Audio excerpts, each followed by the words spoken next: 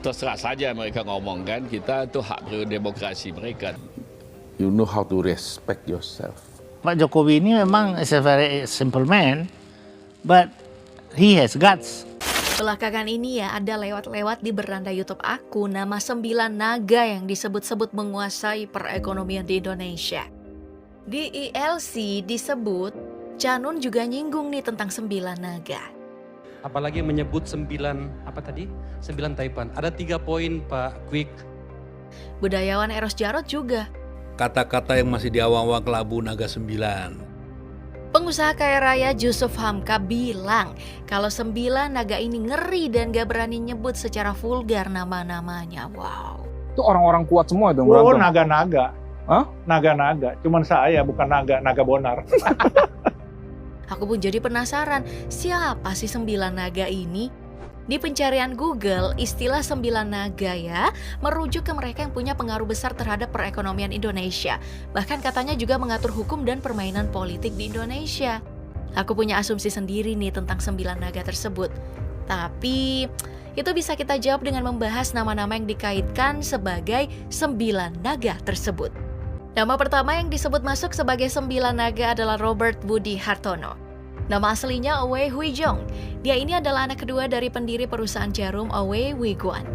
Bersama kakaknya Michael Bambang Hartono, bukan cuma pemilik Jarum Group, tapi sekarang juga pemegang saham terbesar di Bank Sentral Asia atau BCA. Bisnis kelapa sawit, juga memiliki brand Polytron. Menurut Forbes, total kekayaan Budi Hartono yang mencapai 23,7 miliar dolar atau setara dengan 356 triliun rupiah. Melansir dari CNBC Indonesia, Robert Rudi Hartono orang yang berani menyurati Presiden Jokowi dan menolak masalah PSBB di Indonesia. Surat itu dilayangkan lantaran harta Budi Hartono berkurang 20,1% atau 51,5 triliun rupiah yang merupakan dampak dari PSBB saat itu. Nah, satu nama yang juga disebut bagian dari 9 naga adalah Jacob Sutoyo. Namanya asing dan tidak banyak informasi tentangnya. Di dalam laman Wikipedia namanya tidak ada. Di daftar 50 orang terkaya versi Forbes juga namanya tidak ada.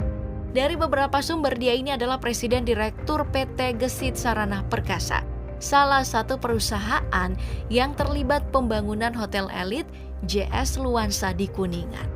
Namanya emang gak terkenal, tapi menurut Tempo.co, dia ini punya jaringan yang kuat untuk lobi-lobi internasional. Itu benar, karena 2014 ya Jacob pernah memfasilitasi pertemuan tertutup Jokowi Mega dengan dubes asing seperti Turki, Amerika, Meksiko, Norwegia, dan Inggris. Nama lain yang juga masuk daftar 9 naga adalah Antoni Salim. Canun bahkan pernah nyebut namanya sebagai Korun. Antoni Salim atau biasa dikenal dengan nama Lim Hong Sin adalah anak dari pemimpin Salim Group, Sudono Salim.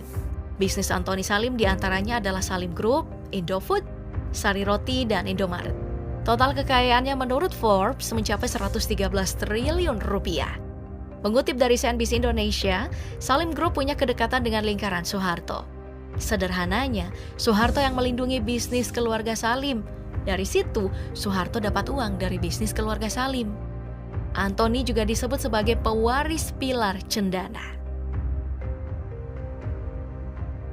Tahir atau Dato Sri Tahir adalah seorang pengusaha, investor, dan filantropis yang juga pendiri Mayapada Group.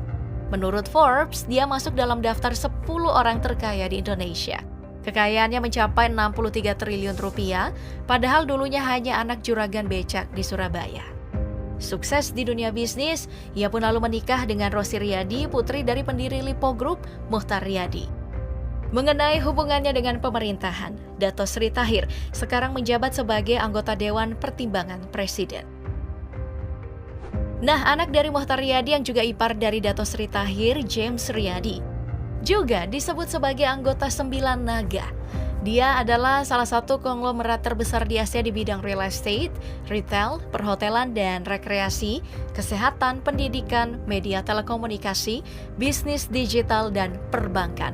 Sepak terjang James Riyadi dan bisnis keluarganya ini juga bukan kaleng-kaleng. Bukan cuma di Indonesia, dia bahkan bermain politik di Amerika Serikat. Dikutip dari Tirto.id, suksesnya Bill Clinton menggulingkan petahana George H.W. Bush tahun 1996 tidak lepas dari sumbangan Lipo Group. Sekitar $270.000 waktu itu disumbangkan ke Komite Partai Demokrat. Hanya jadi masalah karena hukum federal Amerika Serikat melarang dana asing dalam kampanye politik di Amerika Serikat. Lalu James Riyadi didenda 8,6 miliar rupiah dan jadi denda terbesar sepanjang sejarah kasus pendanaan kampanye di Amerika Serikat. Yang juga menjadi kasus besar yang pernah menyeret namanya adalah kasus megaproyek Meikarta. Bos Lion Group ternyata juga disebut nih sebagai bagian dari 9 naga yang menguasai perekonomian Indonesia.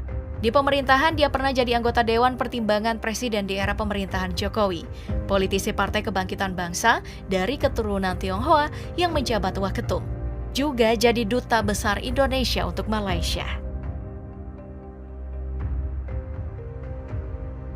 Tidak banyak informasi yang bisa kita dapat dari Tommy Winata. Yang aku tahu, dia ini adalah pemilik grup Artagraha yang bergerak di bidang perbankan, properti, dan infrastruktur. Dia juga dikenal sebagai pendiri Artagraha Peduli, sebuah yayasan sosial, kemanusiaan, dan lingkungan. Tapi sosoknya selalu disebut sebagai mafia bisnis. Menurut beberapa sumber, dia dikenal dekat dengan banyak pejabat dan para jenderal. Bahkan bisnisnya pertama kali berkembang itu setelah banyak menangani proyek dari Angkatan Darat. Selanjutnya, nama yang juga masuk dalam daftar 9 naga adalah Sofyan Wanandi. Dia juga adalah pengusaha keturunan Tionghoa, pemilik bisnis Gemala Group, atau sekarang bernama Santini Group, dan mantan aktivis 1966. Soal pengalaman, Sofyan Wanandi punya banyak pengalaman dalam bidang ekonomi, birokrasi, dan politik. Aktif di Kadin dan CSIS, dan pernah juga menjabat sebagai Ketua Umum Asosiasi Pengusaha Indonesia tahun 2008. Satu nama lagi yang juga disebut sebagai bagian dari 9 naga, dia adalah Edward Suryajaya. Dia ini adalah anak dari pemilik PT Astra International, William Suryajaya. Sosok Edward dalam dunia bisnis punya rekam jejak yang panjang, jadi direktur di Ortus Group. Dia juga pernah mencoba membangun kerajaan bisnisnya sendiri dengan mengakuisisi saham Bank Agung dan mengubahnya menjadi Bank Suma. Tapi bank ini tidak berumur panjang dan harus ditutup oleh Bank Indonesia. Bahkan William Suryajaya saat itu harus menjual sebagian saham Astra International untuk menutupi utang Edward. Lalu terlibat lagi dalam kasus dana pensiun Pertamina dan skandal Asapri.